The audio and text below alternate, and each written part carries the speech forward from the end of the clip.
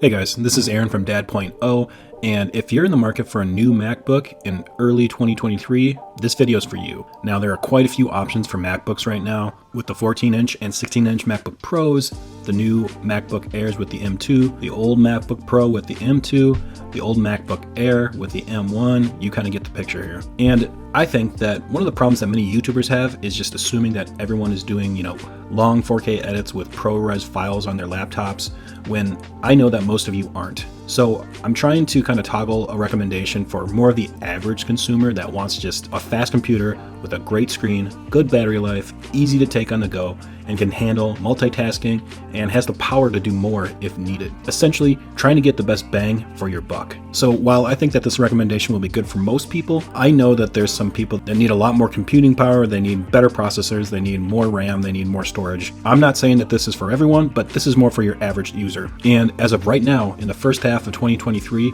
I think the best MacBook that you can get is the 14-inch MacBook Pro with the M1 Pro with 512GB SSD and 16GB of RAM. But, and this is a big one, this is the kicker, don't buy it brand new. Buy it certified refurbished from the Apple Store. And here's why. Number one, you save yourself $360, and Apple certified refurbished MacBooks are essentially brand new. You also get the same 1-year warranty as the brand new laptops, and you can still get Apple Care on them. I've bought all my MacBooks certified refurbished from Apple, and they've all come with 100% battery life capacity, low battery life cycles, and not a single mark on them. I'm telling you guys, they are essentially brand new. Okay, so here's why I think this is the best MacBook to get right now for most people. When you compare it to the brand new MacBook Pro with the M2 Pro, they have quite literally the same exact design. You have the same 14.2 mini LED liquid retina XDR display. It has the same brightness at 1000 nits and 1600 nits when you're watching HDR content. You have the same Pro Motion with adaptive refresh rates up to 120 Hertz. It's the same chassis, same dimensions, same weight, basically the same exact ports, although the new M2 Pro has the new HDMI port, which can support 8K displays with a refresh rate of 60 Hz. One upgrade that the M2 Pro does have is the addition of Wi-Fi 6E. However, how many of you have Wi-Fi 6E routers right now?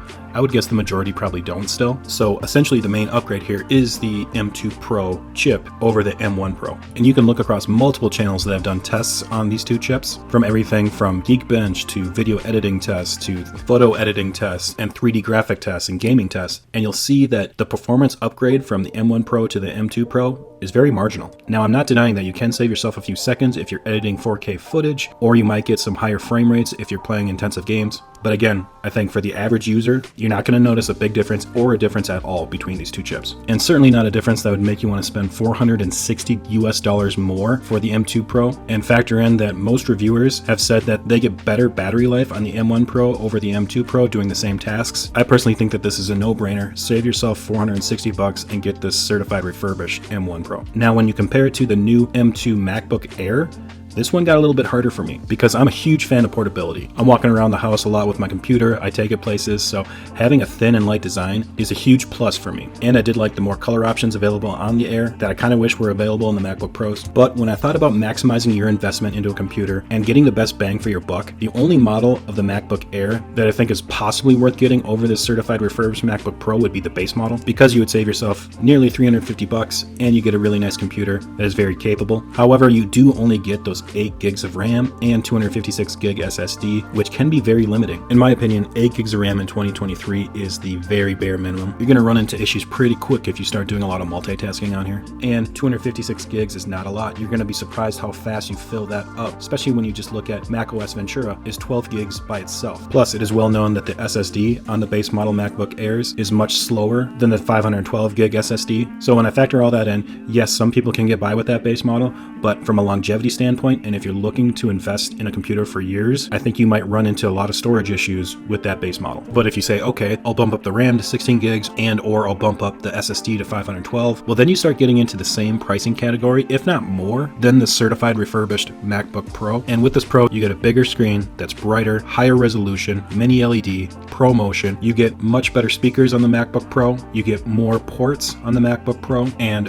while older, the M1 Pro chip is still a more powerful chip than the M2. So with this MacBook Pro, you will get better performance in most things. The only thing you really don't get is that super portable design of the MacBook Air, which, don't get me wrong, I love, and that might be enough for some people to buy in and of itself. But I mean, the MacBook Pro is no slouch here. We're not talking about a 4, 5, or 6 pound brick of a laptop here. I personally think the MacBook Pro is still really portable. It's only 3.4 pounds, and the 14-inch will still fit in just about any backpack or briefcase. And the other thing is that you will get better battery life on the MacBook Air, but again, that's not to say that the MacBook Pro has bad battery life. In fact, I think it's very good again. I'm able to easily get through a full day of work using it 8, 9, 10 hours on a single charge. So while you will get better battery life on the Air, I don't think battery life is an issue on either one of these. So again, I kind of go back to, if you're bumping up the MacBook Air to similar specs and similar price of this MacBook Pro, I still think the features that you get, specifically the display, the speakers, the performance, and the inputs that you get with this MacBook Pro outweigh the slimmer, lighter design and better battery life of the Air. And I think the same can be said about the M2 MacBook Pro 13-inch with the older design. Again, it might work for some people, but you're already paying $12.99 for just 8 gigs of RAM and 256 gig SSD. And then again, if you're trying to bump that up,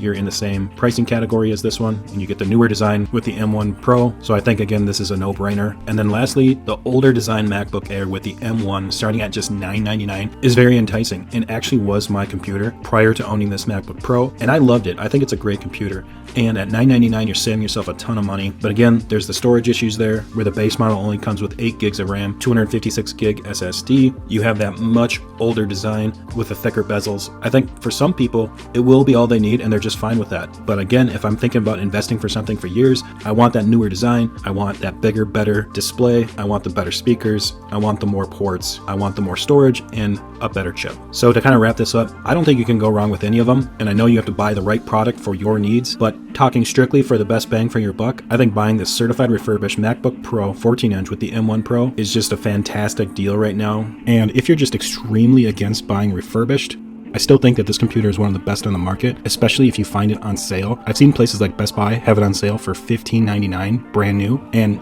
if you can get it at that price, I still think that this is the best MacBook you can get right now. So that would be my recommendation. I would love to hear from you guys though. What do you guys think about this? What's your favorite MacBook right now? Which one are you going to buy? Are you going to wait for something newer to come? Let me know in the comments. All right guys, thanks for watching, and like always, I'll catch you in the next video.